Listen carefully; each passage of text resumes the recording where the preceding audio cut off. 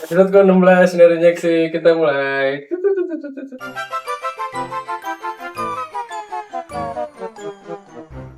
Ya, halo teman-teman, balik lagi ke Sinar Injeksi episode ke-16 ya. 16. Saking banyak episode kita sampai lupa nih udah berapa, dan kita juga udah sempat beberapa minggu libur juga karena bertepatan dengan momen Lebaran.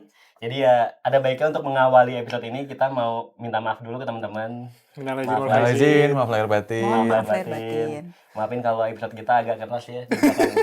Episode terakhir tuh agak keras. Kalau ada yang tersinggung ya, Ada yang mohon maaf. tersinggung ya, mohon maaf karena emang tujuan Sinar Injeksi emang begitu sebenarnya. Ya jadi kalau kita udah ngumpul di ruangan ini pasti ada sesuatu yang lagi viral nih, yang lagi diberitakan, yang lagi banyak dibahas. Dan di awal bulan ini sempat ada ketakutan ya dari publik kalau BBM akan naik, imbas dari harga minyak dunia juga naik, perang di Timur Tengah. Tapi ternyata pemerintah lewat Mensesnek dan Menteri SDM ngasih tahu kalau tidak ada kenaikan nih, baik subsidi dan tidak subsidi. Dan ya pada kenyataannya kita lihat di lapangan juga harganya masih tetap. sama. Padahal di Tetap. negara-negara lain udah pada naikin Iya. harga tuh ya dari Iya, tengah bulan Maret kemarin. betul. Iya, dan Termasuk yang swasta ya. Iya. Yang swasta pun harganya masih Oh iya, yang bertahan swasta di ternyata dalam negeri kan. masih. Iya, dan disclaimer ini tanggal 2 April. Jadi ketika video ini di-tag emang belum ada perubahan harga. Kita nggak tahu apa yang terjadi minggu depan atau besok. Jadi hari ini yang jelas harganya masih sama. Atau mungkin nanti malam naik. Wow. Kayak yang udah-udah kan pas hari libur tiba-tiba siang gitu ya. Bisa Pernah jadi kayak gitu besok dulu. ya Iya, pernah. dulu Yang pernah kayak Pertalite gitu. ya kalau nggak salah. ya? Pertalite yang dari 7.500 jadi 10.000. 10.000. Itu jam 3 sore ya naiknya ya. Bisa jadi besok juga. Ya, who knows. Iya, nggak tahu sih. Hanya pemerintah yang tahu. Iya. Jadi bagaimana sih sebenarnya sih apa yang sebenarnya terjadi sih? Ya, kalau dari background-nya kan secara kondisi geopolitik global kan lagi ada perang di Iran ya. Iya. Kemudian Iran bertindak dengan menyegat Selat Iya. Hormuznya itu, sehingga kapal-kapal tanker yang terutama di Asia sih itu Asia banyak Tenggara yang ya, yang banyak ya. banyak yang terjegat juga di sana. Makanya minyak dunia melambung nih gara-gara kejadian itu kan. Bahkan sampai di atas $100 per barel. Baru. 118 kemarin. Kemarin 118 ya. Hmm. Kabarnya sih sekarang turun ya. Turun ke 90-an. Ya semoga aja turun terus nanti. Iya. Gitu sih. Jadi banyak negara yang was-was gitu. Bahkan sampai ada yang panic buying, ada yang ngebatasin pakai ganjil genap, Iya. Betul. ada yang ya macam-macam lah, ada yang sampai naikin harganya lumayan tinggi juga gitu, sampai ada yang sampai 30.000 bahkan 50.000 per liter. Iya. WFH juga banyak diterapin ya kira ya. Ya akhirnya di Bahkan. Indonesia juga diterapin juga WFH kan. Ada 85 negara nggak salah yang Naikin harga. naikin harga Naikin harga. BBM. Kalau di Indonesia kan biasanya kan penyesuaian harga itu di awal bulan ya. Iya. Makanya kemarin ada kekhawatiran tanggal 1 April akan naik nih. Betul. Makanya tanggal 31 Maret Rame kemarin rame banget pom bensin. betul. Sampai macet tuh, sampai bikin macet pom bensinnya kan. Ternyata nggak jadi naik. Ternyata nggak naik. Ini jadi pertanyaan juga nih. Ini jadi tren positif atau hal yang harus dikhawatirkan nih kira-kira nih? Soal apa nih? Bahwa harganya Bahwa harga BBM kita tuh nggak naik, sedangkan di negara tetangga itu ada yang Iya, mulai dari naiknya 15 gila-gilaan Naiknya gila-gilaan. Sebenarnya kan kalau kita ngelihat harga crude oilnya mau nggak mau emang harusnya naik karena ya bahan materialnya, bahan mentahnya naik. Ya pada akhirnya hasil jadinya akan naik. Cuman ya pemerintah sudah memutuskan bahwa akan menahan harga dengan berbagai alasan, dengan berbagai pertimbangan, yaitu tidak naik. Dan kita sekarang, ya kemarin kita bikin beritanya juga, ada ojol ya yang bilang sampai alhamdulillah harga nggak naik. Ya buat orang kaum yang ekonominya sulit, memang ini jadi kabar baik gitu. Cuman di sisi lain banyak pengamat juga yang bilang bahwa menahan harga ini berarti kan menambah subsidi kan. Subsidi untuk bahan bakar jadi naik kan. Berarti pemerintah harus menyiapkan uang lebih banyak lagi buat mensubsidi harga nih jadi nggak naik gitu. Nah, harapan kita sih sebenarnya mudah-mudahan tidak ada alokasi buat subsidi BBM ini tidak mengorbankan alokasi buat kepentingan-kepentingan lain gitu kan. Apalagi kita tahu sekarang pemerintah punya program besar kan, ada MBG, ada Kopdes segala macam gitu. Sementara ruang gerak finansial APBN kita udah sempit banget nih. Sementara kalau uangnya mau dipakai lagi buat menambah subsidi BBM, kita khawatirnya, mudah-mudahan nggak terjadi ya. Kita khawatirnya ya udah alokasi dari budget lain pada akhirnya dialokasikan ke BBM gitu kan. Kita nggak mau misalkan nanti pembangunan infrastruktur jadi nggak ada gitu, atau dana pendidikan dipangkas lagi dan segala macam yang pada akhirnya membuat publik jadi merasa dirugikan juga. Mudah-mudahan sih nggak kayak gitu ya. Mudah-mudahan pemerintah ada jalan keluar yang win-win solution lah buat berbagai macam kebutuhan publik lah, intinya itu. Sebenarnya bukan cuman Indonesia sih yang masih menahan harga ya. Malaysia tuh Malaysia masih juga menahan harga. Jadi si PM Anwar Ibrahim tuh baru bikin pengumuman kalau mereka tuh masih nahan harga BBM subsidi 95 mereka, Mas. ron Jadi 95 ya. iya sekitar 8 ribuan lah per liter. Mereka bahkan nurunin harga BBM ron 97. Dan penurunan tuh lumayan signifikan, sekitar 900 perak atau berapa gitu. Malah diturunin ya? Malah diturunin. Salah satunya yang naik itu cuma BBM jenis solar subsidi, dan itu cuma di bagian barat aja kalau nggak salah ya. Iya. Jadi pendekatannya Malaysia tuh kurang lebih mirip-mirip kayak kita, Mas. Keberpihakan pada rakyat kecil Rakyat, gitu-gitu. betul. Kalau ini naik dampaknya kemana-mana gitu. Iya. Kurang lebih mirip sih Malaysia. Tapi sebenarnya sebelum kemarin akhirnya pemerintah ngumumin tidak jadi naik, udah muncul juga tuh harga-harga namanya perkiraan harga yang sampai 17.000 bahkan untuk betul. Pertamax. Tapi ya baik lagi ternyata itu dibantah sama Pertamina gitu. Dan gue sebelumnya sempat ikut fenomena full tank ya ke SPBU. Tapi bukan tanggal 31, sebelumnya. Dan itu gue kebetulan isinya Vivo. Kata petugasnya sih ya kemungkinan naik gitu. Kemungkinan akan naiknya signifikan walaupun nggak nyebutin harganya nominalnya berapa gitu. Tapi ternyata ya pada kenyataannya pada tanggal 1 April di BP sama harganya, di Pertamina sama, dan gue sempat ke beberapa SPBU Vivo tutup juga waktu itu. Paginya tutup, padahal biasanya jam 6 pagi tuh udah buka. Nah nggak tahu tuh itu kenapa tutupnya, apa mereka nggak mau menjual dengan harga yang segitu atau memang kecapean kali ya. Gue sih positif tinggi. Baik yang antri kemarin kan. Karena kan emang beneran sampai macet banget tuh pas di Vivo.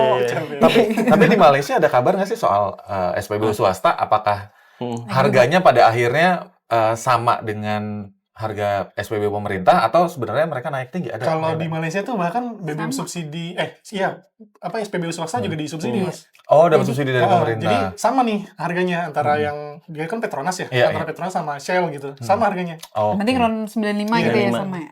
Nah, terus kemarin kan pemerintah akhirnya memutuskan untuk menahan harga nih, walaupun sampai waktu yang nggak tahu kapan ya, karena betul. masih didiskusikan katanya gitu. Tapi akhirnya langkah yang diambil adalah pembatasan untuk pembelian BBM subsidi jenis Pertalite dan juga solar. Untuk kendaraan pribadi itu per kendaraan per hari 50 liter. Masing-masing tuh, solar 50 liter, Pertalite juga 50 liter gitu. Dan pembeliannya menggunakan barcode My Pertamina. Jadi kalau kalian pengguna Pertalite dan solar, daftar dulu mendingan supaya dapat barcode itu ya.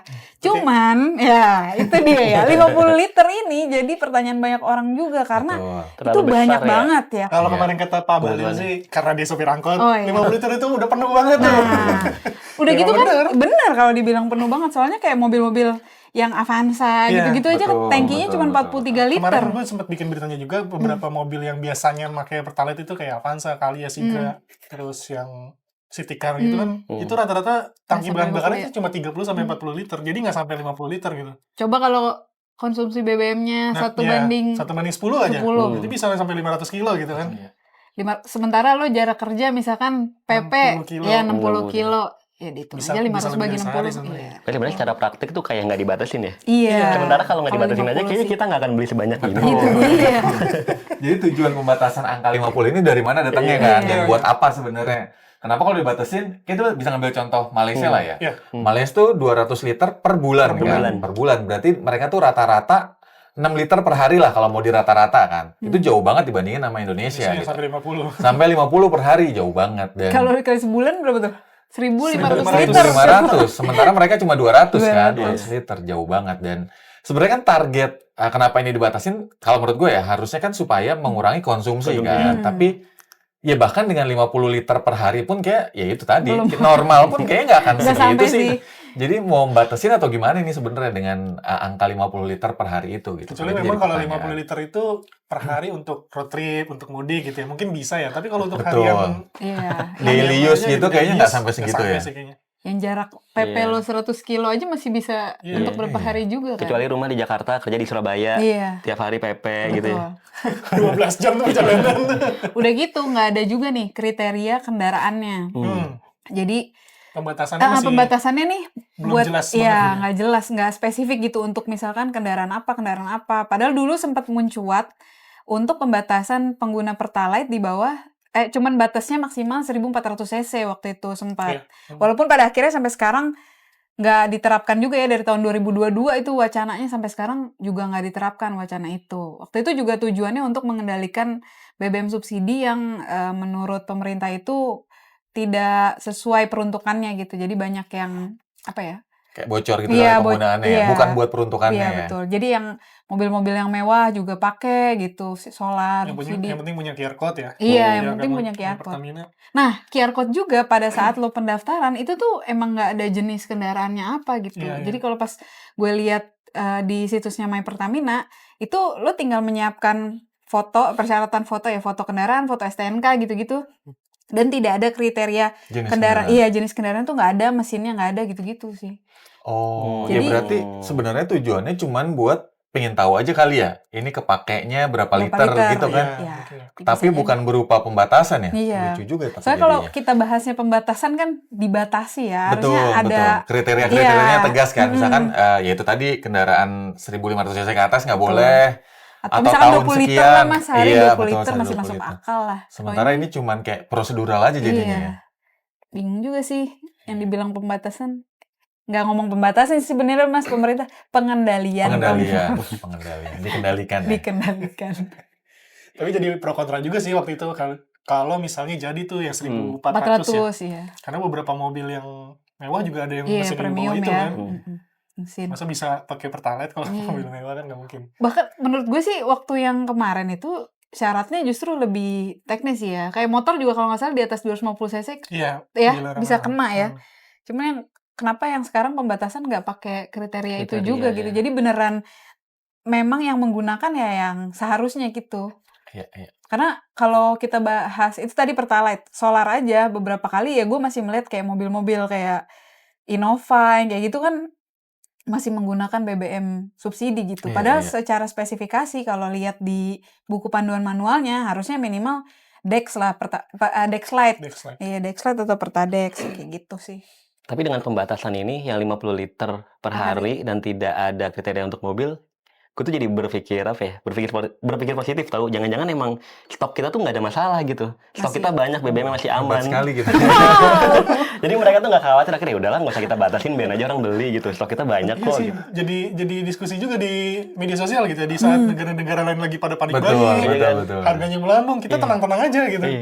Dan fenomena panic buying ini menarik juga sih, kayak Australia. Berarti gue kira tuh kayak panic buying itu cuman apa ya? Cuman berlaku di negara-negara kelas 3 gitu. Tapi ternyata negara maju kayak Australia, warganya Sama rame-rame Sampai di nyerbu, Jerry Gas juga kan di SPBU. rebutan gitu. Padahal kata Perdana Menterinya kan ya stoknya nggak Aman. masalah, aman, bahkan ditambah. Tapi karena panic buying, permintaan tinggi ya stoknya jadi habis. Gitu. 500 SPBU ya kemarin. 608 bahkan. 600 Wow. tutup. Iya, di negara maju loh.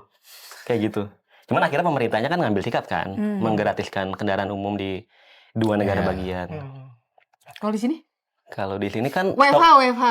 stok BBM masih banyak, Mbak. 50 liter per hari kan berarti tidak ada masalah dong. Ya, tapi kan kita ada kebijakan WFH juga ternyata untuk Tapi ASN. sampai kapan ini 50 liter? Bertahan sampai kapan di saat kapal kita masih ketahan kan di sana ya? Masih ketahan. Kapal Pertamina. Selat Hormuz ya. Iya. Dan kalau ngebandingin negara-negara lain ya, di beberapa negara juga ada kebijakan ini. Memangkas pajak bahan bakar. Bahan bakar ya. Jadi kayak kemarin yang gue tulis itu Australia, Vietnam, India sama Korsel itu memangkas pajak bahan bakar sehingga harganya tuh nggak terlalu tinggi. Oh, jadi pajaknya yang dikurangin Pajaknya yang dikurangin. Oh, jadi harga jualnya pun jadi lebih Harga jualnya murah jadi ya? lebih rendah. Lebih rendah ya? Walaupun masih Oh. lebih rendah Indonesia sekarang. Iya. Di sana masih di atas 16.000 ya $2 bukan ya? di Australia. Australia.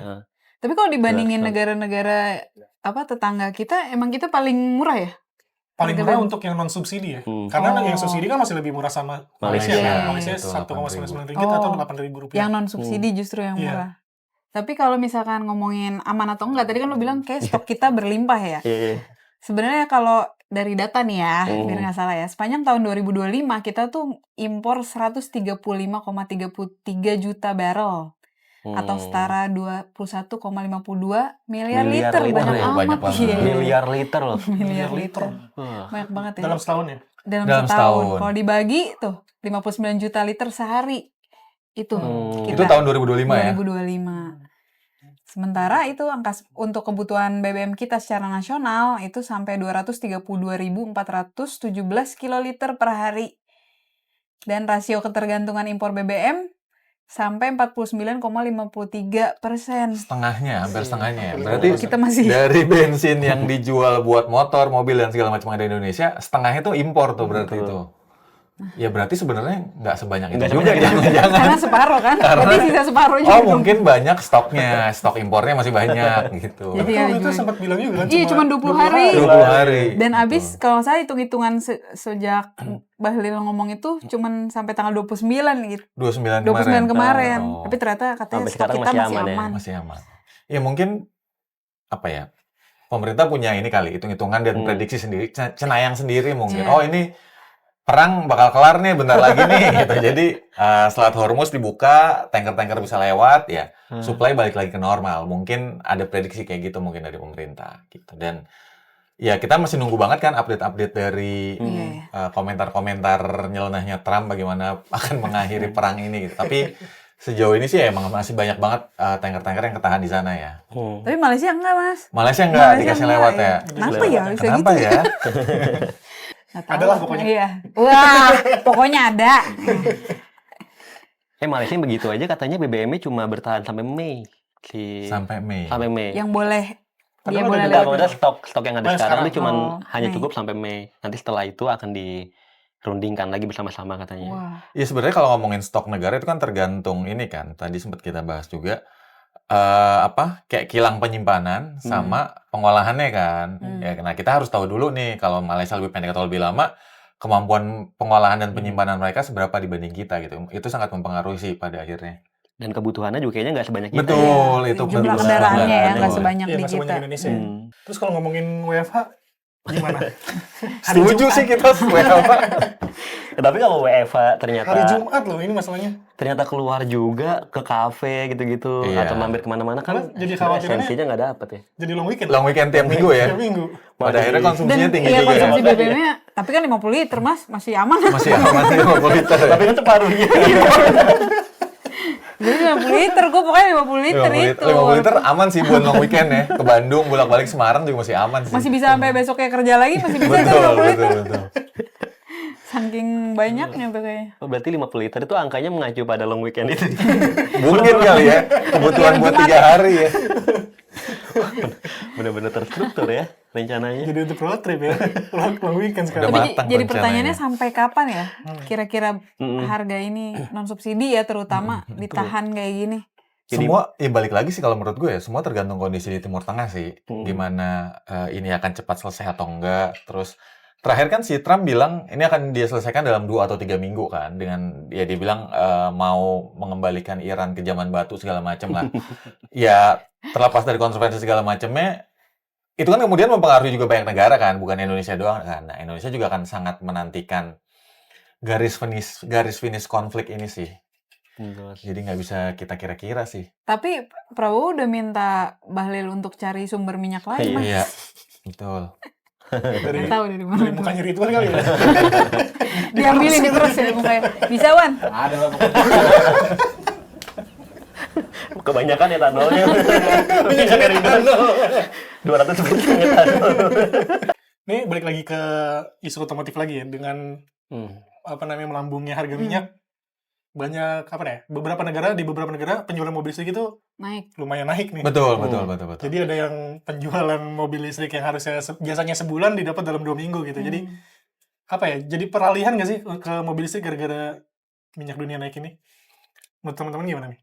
Bisa jadi. Bisa jadi. Bisa jadi. Ya karena kalau dibandingin mobil bensin, ya kalau orang-orang kan sebenarnya masih menduga-duga kan waktu itu kan 2 minggu lalu, 3 minggu lalu, ini akan seberapa Panjang tinggi apa nih enggak? ya Iya. naik, seberapa tinggi naiknya dan berapa lama gitu. Kemudian ya mobil listrik pastinya jadi opsi yang menarik banget kan karena kayak kita pernah bikin beritanya hitung-hitungannya bahwa kalau kita perjalanan pakai mobil listrik itu bisa sepertiganya atau Iya, seperberapanya lebih gitu irit kan. irit memang. Lebih irit gitu. Jadi itu jadi pilihan yang logis sih menurut gua buat banyak orang di beberapa negara ya. Kita udah bikin berita di beberapa negara untuk kemudian mereka beralih ke mobil listrik dari tadinya mobil bensin. Komen mobil listrik kan sama ini kita ngomongin kepedulian lingkungan segala macam itu nggak ngaruh gitu. Itu jadi ngaruh kenapa orang sekarang beli mobil listrik ya gara-gara Trump gitu. Gara-gara Trump nyerang dan Israel nyerang Iran, supply BBM susah, akhirnya harga naik ya orang jadi terpacu untuk beli mobil listrik gitu. Itu sih, jadi mungkin mobil listrik harus berterima kasih juga sama Trump kali ya. Jangan-jangan ada kong kali kong Itu ya. dia, Ada kong kali kong jangan. ya, Elon Musk ya. Itu dia kayaknya. Tapi yang laku mobil Cina. Salah Yang disebut strateginya. itu apa tadi kan? Kanker. Kanker. Dan ada ini juga nih pernyataan menarik dari Pak Prabowo seminggu kemarin ya. Katanya Iya, minggu lalu. pengennya sih motor dan mobil di Indonesia tuh listrik semua gitu ya. Semua, Betul. bahkan truk, bus, traktor, Traktor, katanya betul, sampai betul. traktor itu maunya Beca listrik. juga pernah dibilang pakai Iya, listrik. betul. Pakai listrik. Ya sebenarnya kalau menurut gue ya, bukan hal yang baru ya, dalam artian kita kan Indonesia udah punya roadmap net zero emission kan. Kemarin kebetulan aja mungkin Pak Prabowo ngomongnya lagi di depan beberapa pemimpin media massa ya, kalau nggak salah ya, di Hambalang segala macam. Nah dia nyebut itu tuh bahwa tadi dibilang Dina segala macam jenis kendaraan kalau bisa diubah jadi listrik gitu kan.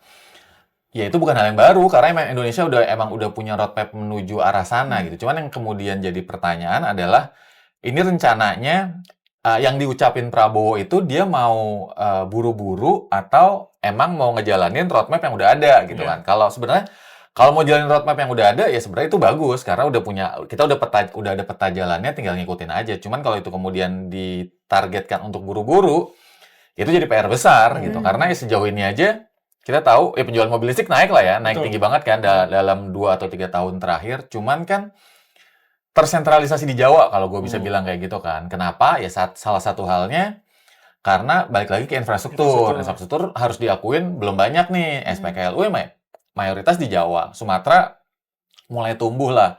Di Bali mungkin udah oke. Cuman kan di luar daerah itu masih dikit banget kan SPKLU. Kemudian balik lagi ke ngomongin kemampuan ekonomi orang Indonesia gitu. Dan mobil-mobil yang laku di Indonesia harga berapa sih? 200-300 juta kan? 200 juta laku. Mobil listrik emang udah banyak tuh di range segitu. Cuman sebagian besar masih di atas 400 gitu. Itu jadi tantangan besar kalau emang Pak Prabowo mau mempercepat nih eskalasi menuju semuanya serba elektrifikasi gitu. Tantangannya besar sih. Tapi sekali lagi ya kalau ini ditargetkan untuk jangka panjang sesuai kayak target awal Indonesia net zero emission 2060, ini jadi sesuatu yang bagus karena tadi kita bahas bagaimanapun juga beralih ke mobil listrik berarti kan mengurangi BBM kan, mengurangi berarti ngurangin impor, memberi ruang gerak lebih besar buat APBN kita gitu. Dan sebagaimana udah terjadi 5-6 tahun terakhir, maraknya mobil listrik di Indonesia kan mendatangkan investasi juga kan gitu. Jadi ini sesuatu yang bagus kalau memang terencana dengan baik sih, selalu akan kayak gitu kan. Kalau yang terencana dengan baik, step-stepnya jelas segala macam. Ini jadi hal yang bagus banget, cuman kalau emang dikejar buru-buru, ya itu PR-nya bakal berat sih, gitu. Tapi kalau, kayaknya sekarang bingung juga gitu, pernyataannya maunya ada konversi motor listrik lagi ya kan? Iya, betul. Tapi sampai sekarang belum jelas nih programnya. Yang kedua, kalau emang mau peralihan ke kendaraan listrik, dari tahun lalu kan sebenarnya udah ada program yang soal subsidi ya di mobil listrik pada dapat subsidi nih. Nah tahun ini malah belum jelas sama sekali. Jadi ini mau arahnya kemana sih gitu. Jadi kita bingung juga nih di media otomotif ini. Media nasional maaf ya. Di tahun ketika emang butuh transisi gitu ya ke mobil listrik, justru malah mobil listrik kan ya nggak dapat subsidi kan. Betul. Jadi minat konsumen untuk beli pasti lebih jadi turun kan. turun. Dan beberapa pabrikan juga udah mulai menyesuaikan harga tanpa subsidi gitu. Jadi harganya naik yang ya jadi orang nggak menarik lagi gitu. Jadi sebenarnya impact-nya bakal gede banget ya ke otomotif karena orang pengen beli mobil bensin, kepikiran harga bensin. Orang pengen beli mobil listrik, harganya tidak terjangkau. Tahun lalu. Jadinya orang menunda beli mobil bisa jadi. Beli motor. Semakin suram dong nih industri. Sementara transportasi umumnya juga belum memadai sepenuhnya gitu.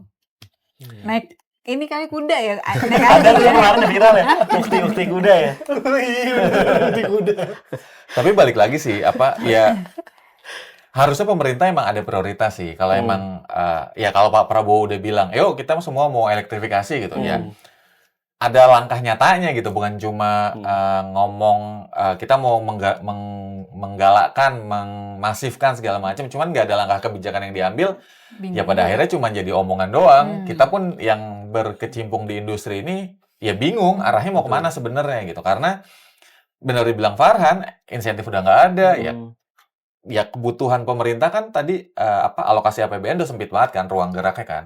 Banyak program-program besar pemerintah yang sangat menguras APBN gitu, dan ya itu di industri otomotif yang kita jalani ini sangat sangat terasa banget pengaruhnya kan.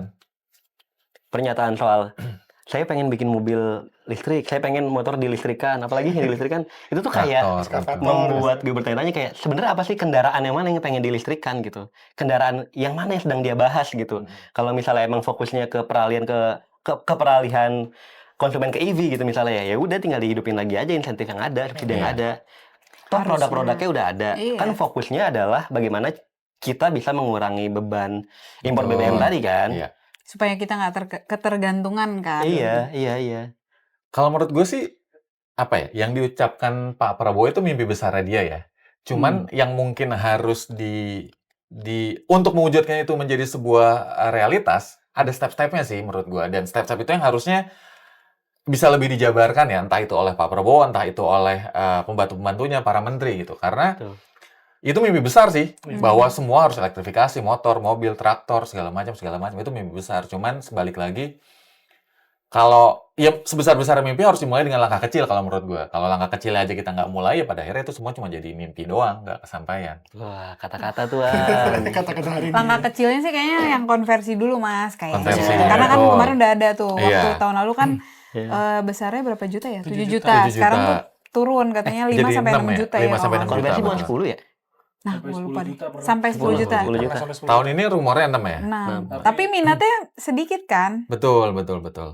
Tapi kalau ngomongin sistem penggerak mobil, kita kan berulang kali bahas juga kan, bahwa ada jalan tengah nih yang mungkin bisa dipilih untuk mengurangi konsumsi bensin, tapi di saat bersamaan pelan-pelan menuju elektrifikasi, yaitu teknologi hybrid gitu. Sekali lagi kita, ya karena pilihan mobil hybrid sekarang udah banyak banget kan, udah banyak banget. Dari Cina Cina ada, ada. Jepang ada, Eropa ada gitu. Korea ada nggak sih? Korea ada. Korea Ada, oh ya, Korea juga ada gitu. Jadi itu sebenarnya bisa jadi pilihan untuk kemudian yang tadi gue bilang tadi, kita perlu step-step kecil nih untuk kemudian mencapai target besarnya gitu. Dan ya mobil hybrid bisa jadi pilihan itu gitu di saat ya kita udah sering kali melakukan pengujian kan seberapa efisiennya mobil hybrid, konsumsinya bahan bakarnya dikit. Jadi kalaupun di Indonesia misalkan pakai kebijakan kayak Malaysia nih, sebulan 200 liter gitu, pakai mobil hybrid, ya gue percaya itu nggak akan jadi masalah sih, cukup banget sih gitu. Ya bagaimana mungkin kemudian pemerintah melalui kebijakan-kebijakannya bisa ngedorong ya dengan berbagai macam ini sih ya, pilihan kendaraan itu tadi, kasih subsidi. Ya kalau misalkan tadi dibilang Dina, ya udah mobil listrik subsidi lagi gitu, dapat insentif lagi, ya mobil hybrid mungkin bisa dikasih insentif juga. Jadi PHEV dapat. PHEV dapat, betul. semuanya. Itu benar-benar jadi solusi yang apa ya? Bisa jadi win-win solution sih kalau menurut gue. PHEV juga lumayan ngebantu juga sih. Iya, buat Betul, lebih irit betul. lagi kan? Jauh Lebih lebih irit ya. irit. Dan harganya juga udah mulai terjangkau kok. Iya, Dari yes. Cina terutama ya, Yes. PHEV-nya.